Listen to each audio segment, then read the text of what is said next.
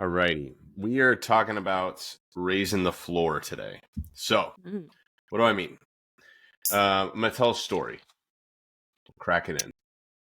Hey, let me get my blanket pulled up for story hour. Okay. I'm ready. So, this is going to be a series of stories for this episode. But I want to tell a client story episode. Tell a client story to start. Okay. So, I have a client who we've been trying to figure out, how to get a little bit more movement in during the day.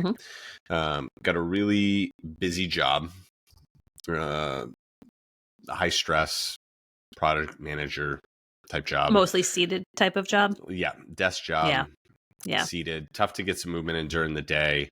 So we were thinking about different ways to do it during the day. And so she was starting to do like a lunchtime walk and some things like that. And the challenge is some of that's out of her control.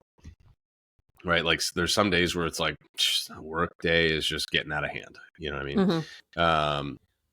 And we were trying to figure out how to get some more movement in because like she was averaging between 4,000 and 5,000 steps a day. So she had some low movement days in the 3,000s, higher movement days were in the 6,000s.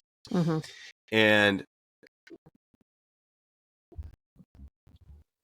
wanted to talk with her about how do we raise the floor on what a quote unquote bad day is, a low movement day.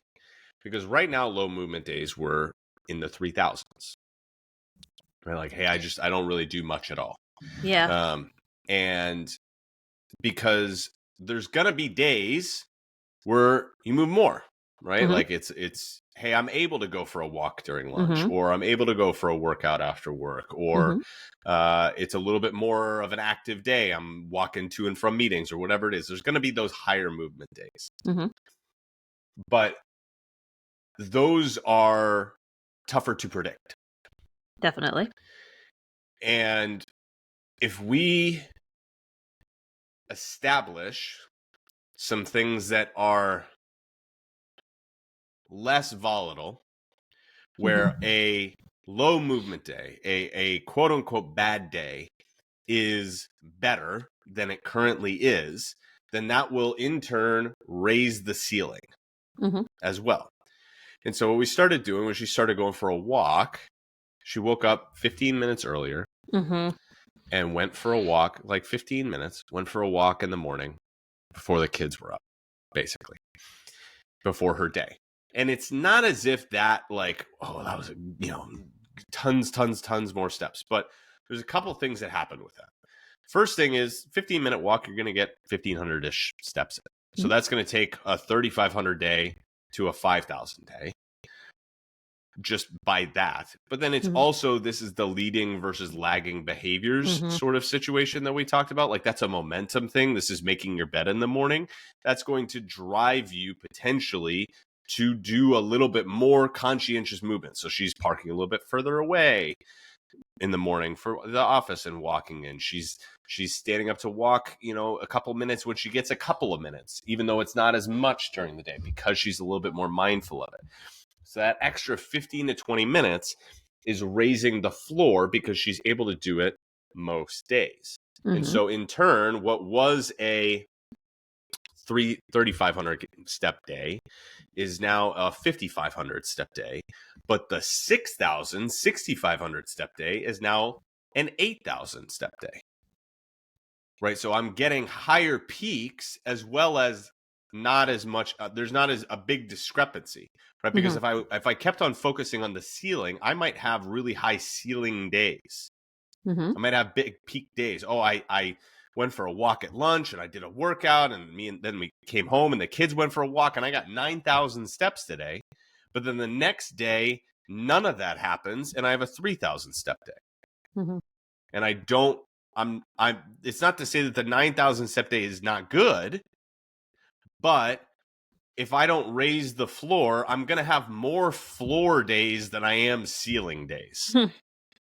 In general, we're going to have more days where crap hits the fan than everything goes right.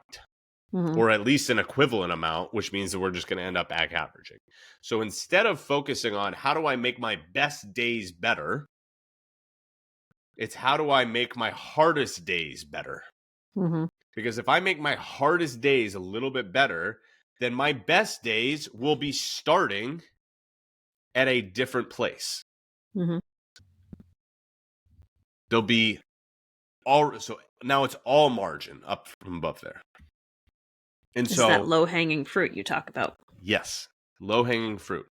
So just to give her a shout out and you know, props to her, we had our call an hour ago, and she told me she had her first recorded 10,000 step day Woohoo! that she like has ever been aware of. That's wonderful. So again, ceiling way higher. She also looked back at her steps from 4 weeks ago, which is the week before we started doing these morning walks, when she was doing the trying for the middle of the day stuff. Yep. Her lowest step count day that week was 3,200. Her highest step count day was 6,800. This week that we're currently in, her lowest step count day was 7,800. Nice job. And her highest was 10,000. And now we're well past the 21 days for habit forming. Yes. More than doubled her floor. More than doubled her floor from 32 to 78. But this was the thing that I said to her, and I was like, notice what just happened. Your floor is now higher than your previous ceiling. That's a good feeling. Every day, 100% of your days are higher than they were 3 weeks ago. From this one shift, the one thing that she did, leading behavior, wake up 15 minutes earlier and go for a 15-minute walk. Do you guys get into, as a result of that, what is she noticing anything different? In terms of what? Emotional well-being or physical signs? Yeah. It hasn't been too long. It's been 4 weeks, but still, that's amazing. No, 100%. And that was a gradual thing. Like every week it increased. Like it didn't all of a sudden, like the next week, right? Like every week it's gotten bigger and bigger and bigger and bigger. And so now this week was this place. Because again, it's not like she's doing more and more time in the morning. She's still doing 15, 20 minutes in the morning, but it's turning into more and more movement throughout the day. Leading versus lagging. And so now in terms of like, what are we noticing on the scale and the inches and stuff like that? We've noticed some, you know, she's moving in the right direction, 100%. Has this all of a sudden been like she lost 10 pounds this month? Of course not. No. But she's noticed that. But the other piece of it is, this is the thing that I think that you can hang your hat on.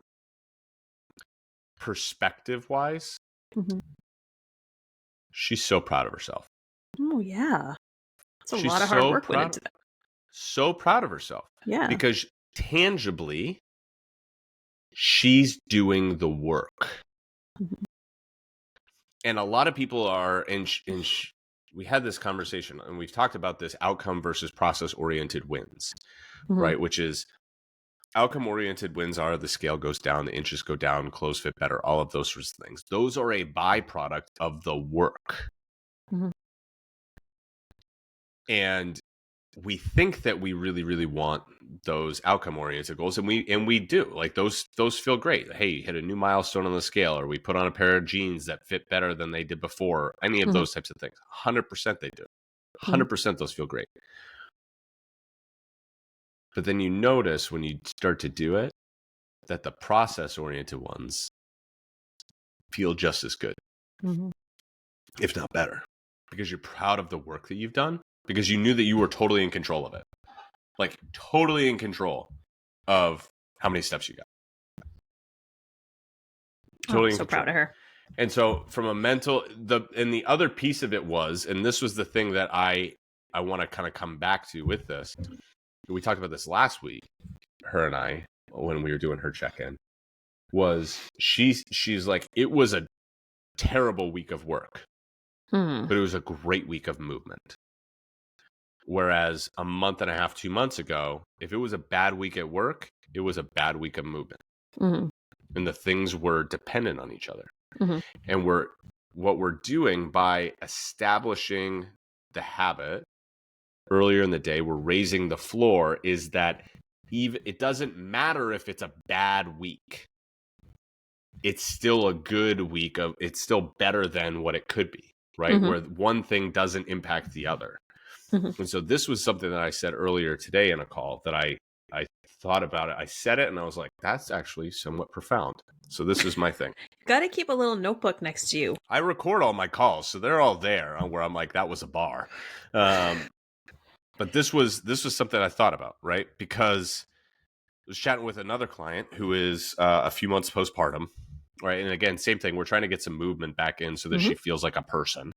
And also just like best thing that she could be doing right now for her pelvic floor and just strength training and all of this sort of stuff is like, just go walk, right? And so we're trying to get her to go walk. And she was like, well, you know, I'm trying to do some with the baby and the dog. And I'm like, yeah, that's a ceiling conversation. It's not a bad conversation to have. It's a wonderful conversation, but that is a lot. That's a ceiling conversation because that is not totally in your control. Yeah.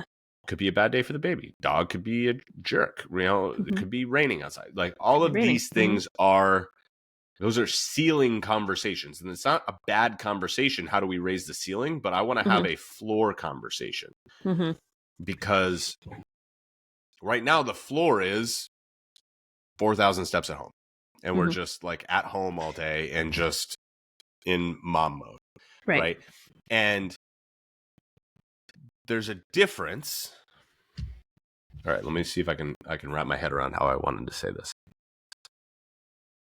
So, because she was saying that it's hard to go do it with the dog and the baby, and she's like, I feel like I'm making excuses. And I was like, you're not making excuses. It's the reality. These are challenges that you are coming up against. But we want to identify the difference. And this is a nuanced thing that I thought of. We want to identify the difference between a barrier and a hurdle. Okay, hurdle something you can get past. Hurdles are designed to be overcome. Barriers are designed to stop you. That was my profound realization. I really like that. So I gotta that might become a bar. I have like sticky notes all over my desk here that are just things that you've said. Jeff says. Jeffisms. Jeffisms. So let me say it again. Hurdles are designed to be overcome. Hang on. Let me get a pen. Okay. Get a pen. Okay. Get it together. All right. Ready. Get it together. Hurdles. Get your poop in a group.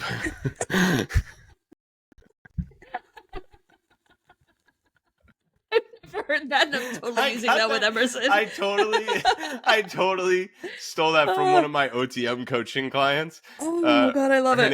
Her name's Danny. Tough Cookie Lifestyle. Go follow Tough Cookie Lifestyle. My coaching student Danny. She said that to me one time and I did that same response. I like nearly wet myself. I was like, that is elite level. Get your poop in a group. Yeah, get your poop in a group. Get your crap together. I was like, oh my gosh, so good. All right, so hurdles are designed to be overcome. Barriers are designed to stop you. Okay, got it. And so we want to identify, is this a hurdle or is this a barrier? Because there are some things that are hurdles and there are some things that are barriers. And so I will give you a for instance, right? And the difference is oftentimes how much control do we have over it? Right. So I'll give you a for instance on each here. Right. So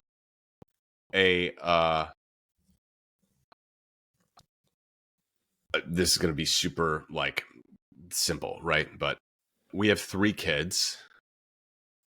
We needed a 3-row vehicle.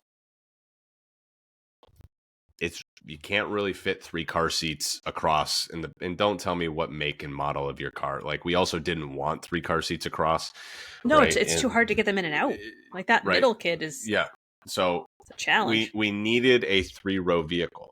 That was a barrier to us being able to move around as a household. Was we needed to get it. Like, we can't put them in this situation, right? A hurdle is we have a 3-bedroom house. It can be overcome. We can navigate this. We can. Is it ideal? Is it easy? Is it like, if you've ever watched the hurdles, they don't run them as fast as the sprint, right? A lot of them get clipped in the shins. Yes, it goes slower. It does slow you down, but that does not mean you cannot still make your way through it. Yeah. And so it's a matter of, is this stopping me, or is this something that I need to learn to navigate? And there's a way that you run the hurdles.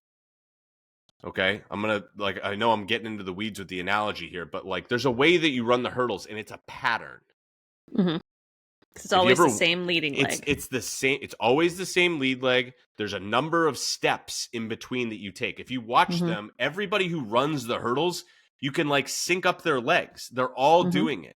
And it's how many steps before the first hurdle, then they clear it, and then it's 1, 2, 3, 4, 5, and then it's over 1, 2, 3, 4, 5, and it's always the same thing, and they have the same pattern, and it's a system to overcome the hurdle, because it's predictable, it's always there, you know it's going to be there. So stop trying to, I come up to the hurdle and then I jump over it. Right. No, like, it's gonna be there. I mean, that is how I would approach a hurdle. 100%. Because I'm not a runner. But I only run when chased. R.I.P. Val Kilmer. Jeez. Best line from Real Genius. Do you run? Only when chased. Only when chased. The idea, though, is we would come up to a hurdle and then jump over it. That's the first time that we come up to it. But if I'm going to be good at this, I know that there's going to be hurdles. And you almost begin to anticipate the pattern. You have to anticipate the pattern, and you have to train the pattern so that you get good at overcoming the inevitable thing that comes up in the race. It would be silly for me to be like, I'm going to go run the hurdles and then be shocked that there are hurdles in front of me. All right? But this would be different, right? There's no pattern to running like a Spartan race where you constantly have to climb over the walls, right? Throw the tire over the thing and let me climb up over this giant 15-foot wall with a rope. And that's not about a system. No. That's about just survival. That's survival. That's dealing with the challenge in front of you as it comes up.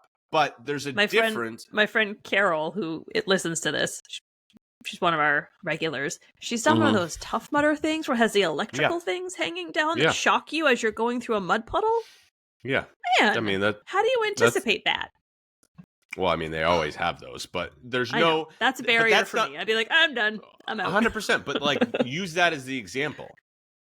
That's not something where you're like, oh, I have a system to navigate this. You might get a little bit better at it. Right. But it's not like, oh, I have a pattern. It's like you get down on the mud and you crawl through. Right. It's you just not know like, it's going to suck. You know it's going to suck. You know it's going to be terrible. And you just have to deal with it.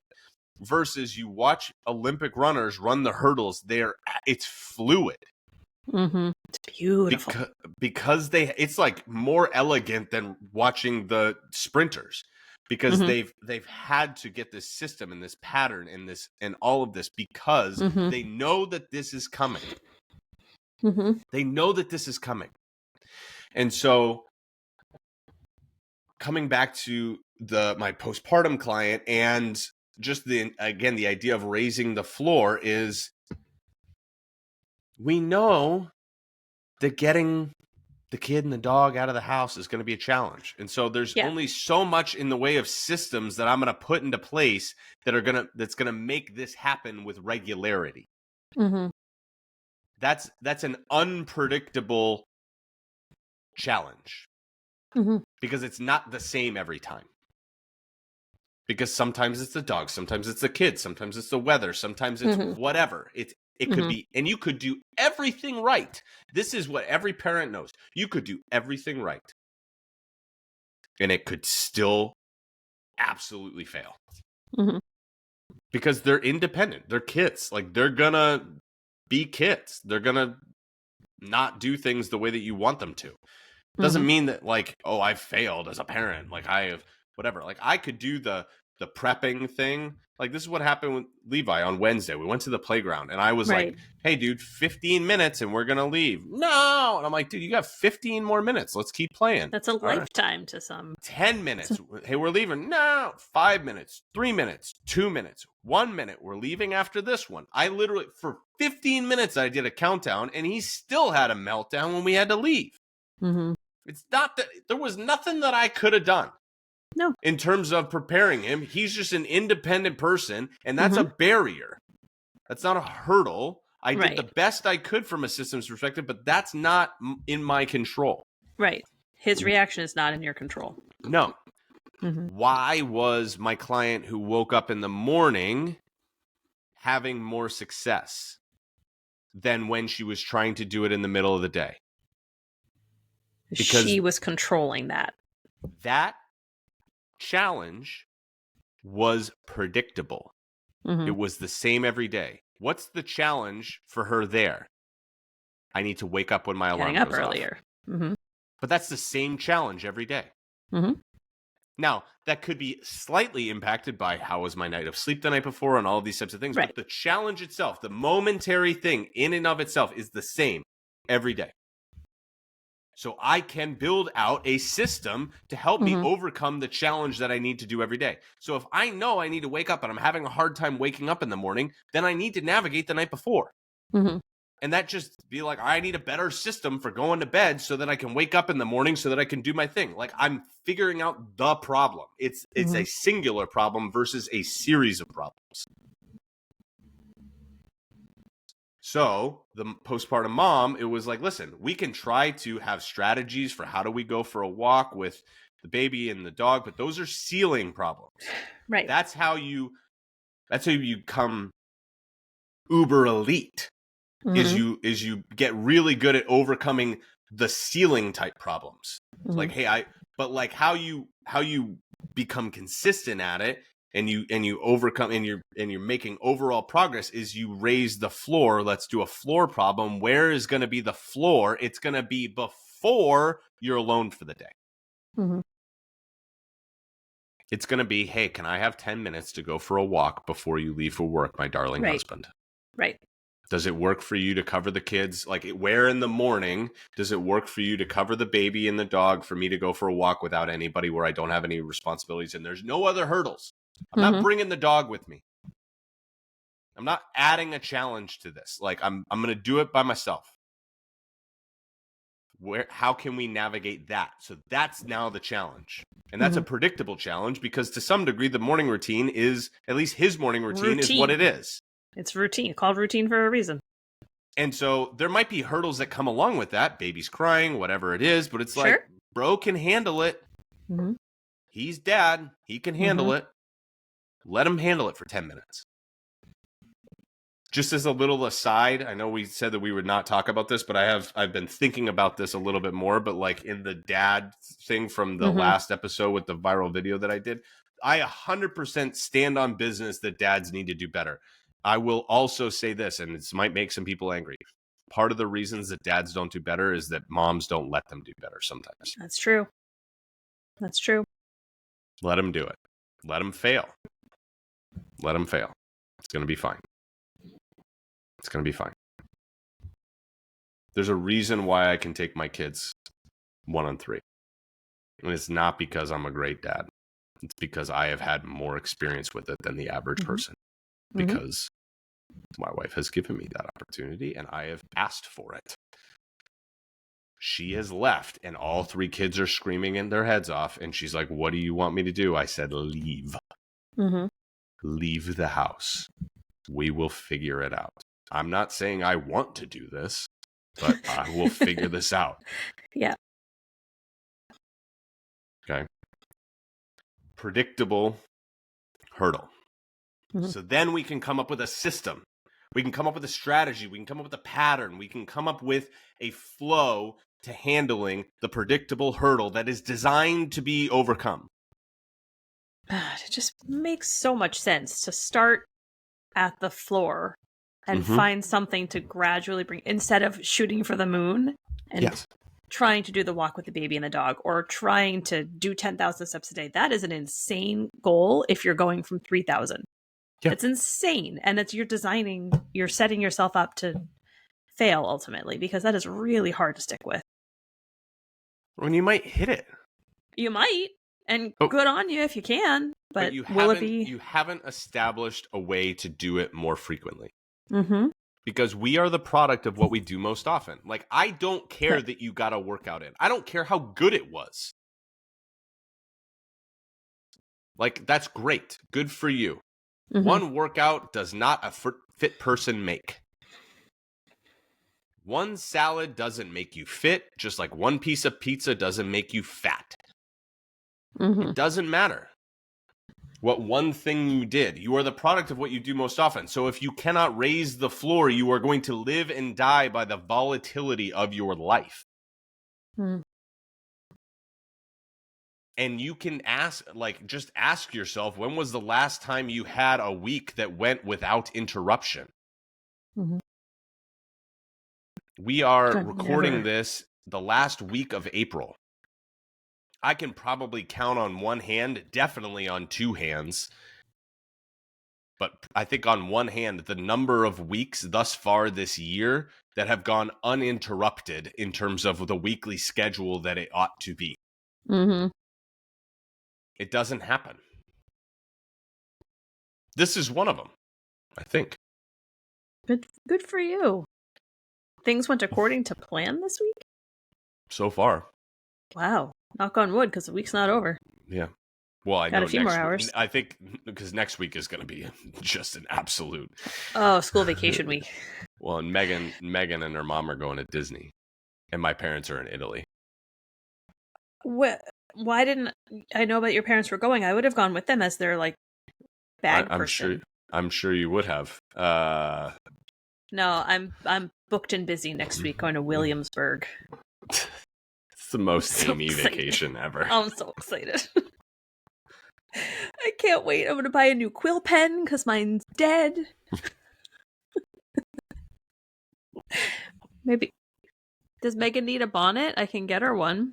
Charlie would wear a bonnet. I'll get Charlie a bonnet. Charlie would wear a bonnet and think that maybe I'll get the boys one of those hoop toys where it's just a circle and they hit it with a stick to make it roll down the road. Oh dear. Pretty ingenious. Poor kids from the colonial times. What a boring time to live. What a rough period of time. I got you right off track. Good for me. Yeah, you did. I don't remember what we were talking about. I don't know. Vacation. Megan's away. Next week's going to not be the right schedule. Be predictable. Predictable weeks. That's what we were talking about. So, thinking about how do we raise the floor in other places. So I gave some examples with walking, right? Mm-hmm. Think about your nutrition. Mm-hmm. Some people would look at a quote-unquote poor day of eating for me and be like, that's pretty solid. Mm-hmm. That's the floor. That's your floor, but you've also worked. Yes. It didn't just start yesterday. Yes. So let me give you an example. I will give you an example. Easter was last Sunday. Was it last Sunday? It was 2 Sundays ago. It was 8 years ago and last Sunday. Yeah. Oh my gosh. It's a long week. I'm gonna tell you something. We're doing Easter differently next year. That was rough. We had way too many egg hunts. So this is a busy day. Mm-hmm. This was a day full of barriers, not just hurdles. Like, this was understandable, but this was outside of my control. We went. Yeah. It was home. We went to church. We went to my parents' house. Then we went to my in-laws' house. It's a full day. Mm-hmm. It's a long day. Not cooking my meals for lunch or dinner. Yep. A lot of different stuff happening. Okay. Very easy for this day to just go totally off the rails, right? There's desserts and there's candy and there's drinks and there's everything and every opportunity. I woke up, I had my normal breakfast, which was my eggs with egg whites and oatmeal. And my oatmeal with blueberries. That got me going. Then I brought myself a shake to have on the way from church to my parents' house, so I wasn't starving when I got to my parents' house. Guess my parents' house, they put out cheese and crackers. Guess who does not have cheese and crackers? This guy. Yeah, because somehow that's not in one of your. That's not in my bucket. This. No. Oh my god. I know other people would. I don't. I think my entire bucket list is made of cheese. Like the list itself is cheese. The pen is cheese. Oh. Just not my thing. Not my thing. So didn't do the cheese and crackers, but my dad and my brother had brewed a beer together, and I'm not a beer guy. Oh, but that's sweet. And it was ready for Easter? I'm not gonna not drink some of that. Of course not. You know, it was pretty good. Well, I didn't have a full beer or anything. Like, we just did samples of a couple different things. So it was probably like half a beer or something like that. Then we had lunch, which was pork chops, and they had, you know, a bunch of other stuff, but I mostly did pork chops and a bunch of different veggies, carrots and asparagus and a little bit of potatoes. There were rolls on the table. I didn't have rolls. Not to say that I don't like rolls. I just didn't have rolls because my mom made some sort of brownie truffle thing as a dessert, which was outstanding. We know Jeff cannot say no to a brownie. Brownie is on the list, man. Homemade brownie on the list. That's happening. Did that. Went to my in-laws. Didn't have, you know, we had dinner. It was fine, right? And I had a drink when I got home that night because I was overstimulated. I had a margarita when I got home that night when I was overstimulated. Yep. It's a lot. And I had a normal dinner that night at my in-laws. Yeah. So again, relative for me to have 3 things in a day that are quote unquote off-plan things, a beer, margarita, and a dessert. That's a high volume of off-plan meals for me right now, relative to me. That's a floor day. But if you were to look at my day, you'd probably be like if I tracked my calories, I still hit plenty of protein. Had, you know, I was probably within a couple hundred calories of maintenance. Got vegetables and fruit. Like, it was a pretty solid day. That was a floor. I think a lot of other people would look at that as a goal. Day. Yeah, that's a solid day. That's a solid day of eating. I eat pretty healthy. That's what I get a lot. I eat pretty healthy. I eat pretty healthy. Doesn't mean I'm moving toward my goals, but that's a floor day. But because that's a floor day, my average day is above that, and my ceiling day is above that. See what I'm saying? Like, I can have a floor day be not ideal. I can have my floor for my steps, like if I'm not on purpose with them, is like 6 to 6,500. Yep. If you're not purposely making a point. That's lower than I would maybe like it to be. But that's a floor day. I'm going to have one of those a week. Maybe 2. But most days, I'm going to end up between 8 and 9. And some days, I'm going to end up 10, 11, 12 plus. That's kind of how normal goes. Now, and I can be wanting, you want to know how I moved the needle fairly significantly when I was doing my fat loss phase? I just raised the floor. You want to know what a floor day for me was when I was doing a 8-week fat loss phase for steps? It was 8,500. That's not moving the floor by that much. No, that was I just put, you know what? All I did was I had a 20-minute walk in my day. I just put a 20-minute walk in my day, and that raised the floor. because then the floor was 8,500 because my previous floor was 6,500. So that raised the floor to 8,500. My average day was over 10,000, and my peak days were up near 15. 15. All from a 20-minute walk in the morning. Now, did that happen automatically? No. How did I raise the floor on my nutrition? I started with one thing. Pick one thing. All right, I'm going to make sure. Think about my day. What was the floor setter for my day? Breakfast. Sets the standard. I have protein. I have fiber. I have quality carbohydrates. I got healthy fats. Keeps me full. What else did I do? I made sure I got my protein in. I had a protein shake that I brought. I made sure that there was protein at lunch. I made sure I got protein at dinner. What was the next thing I did? I made sure I got fiber. I had vegetables with lunch. I had vegetables with dinner. I've started at like around 5 o'clock whenever I start cooking dinner. And this has been something that's been helpful for me, but also really helpful for the other 2 people who live in my house, John and Emerson, who do not eat as many vegetables as they should. Em loves them. She just doesn't gravitate toward them. If she goes to pick a snack, she gets like a cheese stick or like a yogurt drink because they're easy, they're fast, and they're delicious. So she doesn't think to. So I've just started setting out a big plate where I put sliced carrots, sliced peppers, and cucumbers. And maybe a little thing of hummus out. And that plate is empty by the time I'm done cooking dinner because they come into chat and they're just like mindlessly snacking. But because they're mindless snackers, it's who they are. So I'm like, I'm going to capitalize on the fact that you will eat whatever is put in front of you. And I'm putting things that I need you to be eating in front of you. And it's been really helpful. Both of them have cleaned me out of all of the tomatoes that I bought, which are not cheap these days. No. Yeah, I love. Can't do it with berries. I can't do it with berries because I don't have berry money. A billionaire. Yeah. Berry money. It's rug money. Rug money and berry money. Yep. So but what I love about the idea of that is, again, this is a predictable hurdle. So we came up with a system to navigate the predictable hurdle and raise the floor.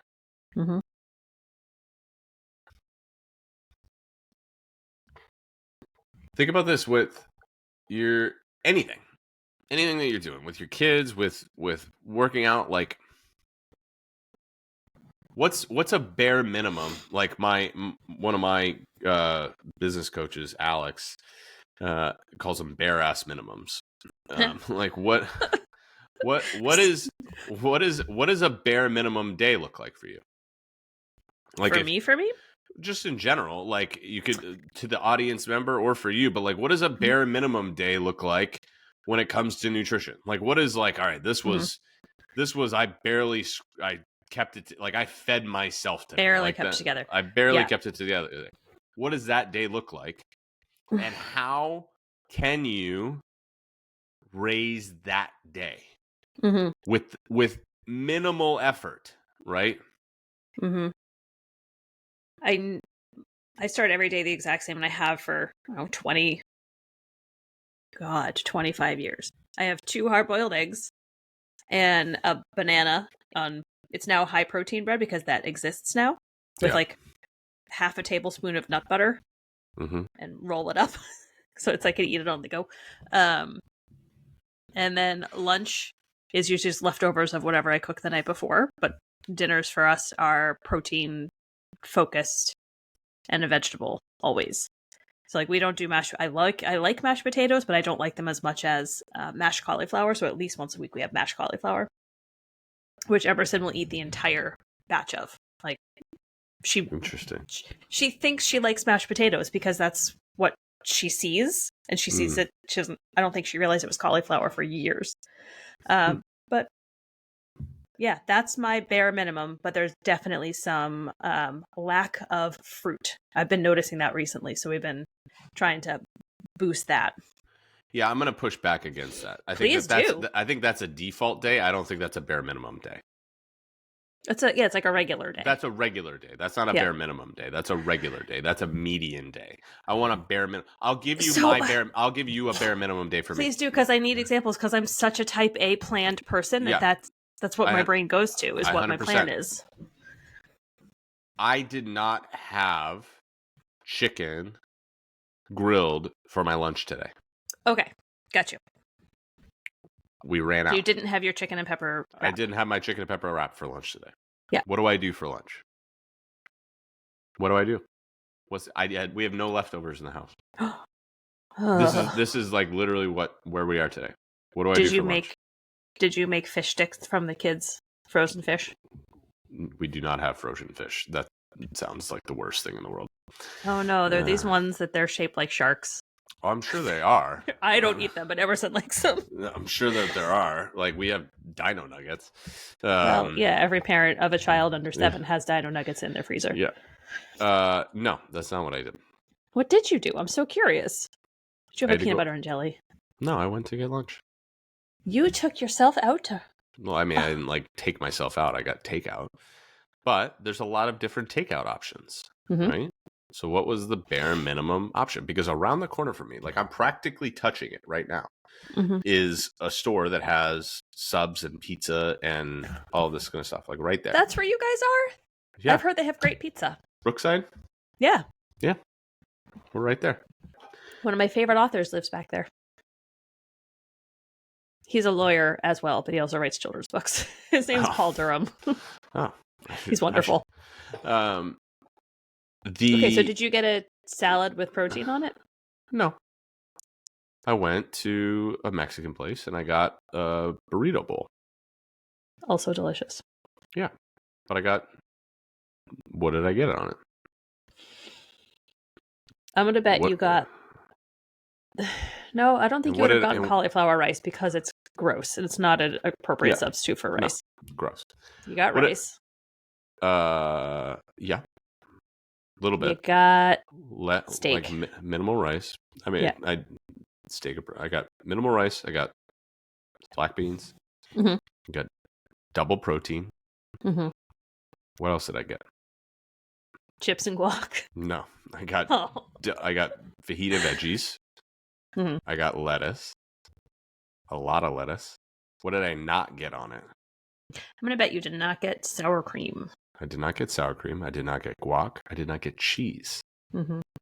Easy ways to cut out some of these extra. I did not get corn salsa. I did not get, all of these things that are just okay, that's... Now, was that an ideal lunch? No. Of course it was not. Of course it was not. But, or I've done that where it was a burrito, and if I do the burrito, I don't get the rice. And so I do a burrito with a little bit of black beans, double protein, fajita veggies, and a lot of lettuce. And a little bit of sauce on it. But in the sauce, I'll just do hot sauce. I'm not gonna get the salsa. I'm just gonna get the hot sauce because it's less calories. And again, is that as good as the wrap that I might make at my house? No. It's not as much protein.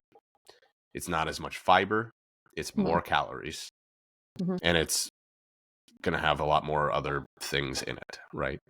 But as a minimum day, as a floor day, is that better than getting a steak bomb from the sub around the place around the corner?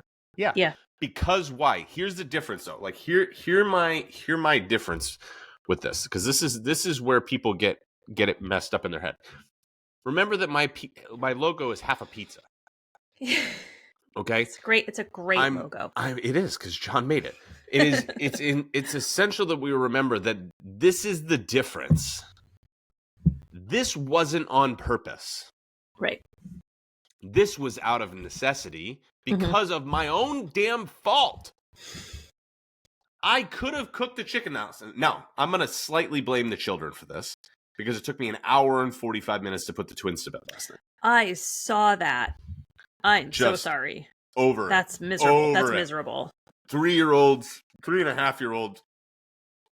And I'm going to talk about that in a second. It's a tough age, but you have 2 of them. I can't even. I'm going to talk about that in a second, because I think it's related to this. But plan was I was going to grill the chicken, but I got downstairs at 8:50. And I'm going to be honest with you, wasn't going to go grill the chicken at 8:50. Just not going to go do it. Yeah. Had my margarita that I had made at 8:15, and I wasn't watered down at all. It was. I was already committed to the margarita at 8:15, and I had another half an hour of negotiating to do. It's like I was doing bedtime with Harvey Specter. Oh, come on. Would not be denied. But the idea was, it's still my fault. Like, I made the choice to not cook the chicken. Because I could have, even if I didn't do the veggies, I could have made a wrap with lettuce and a little bit of dressing or something like that. Like, all it would have taken was me taking the 20 minutes to grill the chicken. But instead, I sat on the couch and I scrolled on social media and I drank my margarita. Like, I could have done it. There's nobody to blame but me. So this was out of necessity. I'm not going to reward me for past me's poor decisions. Right, you're not going to take Jeff the pass and get a steak bomb. Current Jeff doesn't get to get a steak bomb or a pizza because past Jeff was too lazy to cook the chicken. We have to. I'm gonna do what needs to be done, but we're gonna minimize the damage so that when I have pizza night with the kids, I can have pizza guilt-free. Because that is a predictable thing. We're gonna have that. We're gonna have a date night. We're gonna have we're gonna have these things. So I'm not going to make something out of something that I don't really care about. Because you want to know what I would have done on Easter Sunday had my dad and brother not brewed that beer? I probably would have had a different drink. Or I might have had some of a drink at my in-laws' house. Or I might have had more mashed potatoes or a roll with the meal. I might have done some of those things, but I made a different choice because of something that mattered to me, because I set a boundary. So this is where I'm going to bring it all in together. Actually, no, I can't go. We're going to do two things in the last 8 minutes here. You ready? All right, I'm ready. Buckle up. Okay. And then we'll finish with my kids because I think that'll bring it. So, predictable situation. This is where we have boundaries. Raise the floor. Again, going into Easter, you want to know what I said? This is a 3 yes day. I'm saying yes to prepared. 3. I went prepared. 3 yeses. I have 3 yeses today. Whatever those, I think I know what those yeses are going to be. Right? But if I eat some of my kids' Easter candy, that's one of them. I'm not going to use it on that. But that's a waste. I think I know what it's going to be. But I can pivot within it. Because I didn't know what my mom's dessert was going to be. I didn't know my dad and my brother were going to have the beer. I didn't actually fully know what the meal was going to be. I know my mom, so we went to Tuckaway to get meat. I was like, I don't know what it is, right? And I don't know what my mother-in-law was making. I was like, I have no idea what's happening. So the yeses are going to come where the yeses are going to come. But I got 3 to play with. And I banked one of them so that I got my margarita at the end of the night because of how the day was going. I was like, I could have a beer here, but I'm not gonna. I'm gonna wait, and I'm gonna go home, and I'm gonna do this thing because I'm like torched. Well, and you prefer a margarita to a beer. 100%. 100%. So you make the choices that you want to make, but this was a predictable hurdle. I need a system. I can't be surprised that there's treats on Easter. Like, what are we talking about? The day before was my son's birthday party. It would have been ludicrous for me to be surprised that there's cupcakes birthday cake at my kid's birthday party. Yeah. Or that we were going to have pizza for dinner afterward. Because that was the plan. Because the party went until 5:15. We weren't going to get home and then cook dinner. It was going to be the plan. We were going to pick up pizza. I can't be surprised about this. So what did I do the rest of the day? I operated with the predictable hurdle in mind so that I could do the things that I wanted to do. But that was 2 yeses on Saturday and 3 yeses on Sunday. You want to know what I didn't do the rest of the week? Say yes to stuff. Say yes. That margarita that I had last night was the first time I said yes to something since Sunday. And it wasn't punishment. I wasn't trying to like earn anything back. It was like, we got a budget here, gang. Like we spent the money already. It's gone. Like I don't know what you want from me, kids. You asked for this. We got it. Now I don't have the money for you to get this other thing. Sorry, it's gone. Can't be surprised when the inevitable hurdles come up, but this is the one that's predictable. It's meant to be overcome. Now there was like some things that were adjacent to barriers there that was like, hey, this isn't totally in my, like that day could have been, I don't eat anything particularly enjoyable to me. I might not have gotten a drink or a dessert or anything like that if my mom had decided to make, I don't know, lasagna or something like that, and dinner had been, I don't know, something else that wasn't, gonna align with it. It would have been like, we're using the budget here, gang. Like, I'm not gonna then just be like, all right, it's out the window. Like, oh, sorry, it's outside of my control. Like, the part that's in your control, let it be in your control. I'm gonna teach y'all a word right now. It's really, really powerful. You ready? No.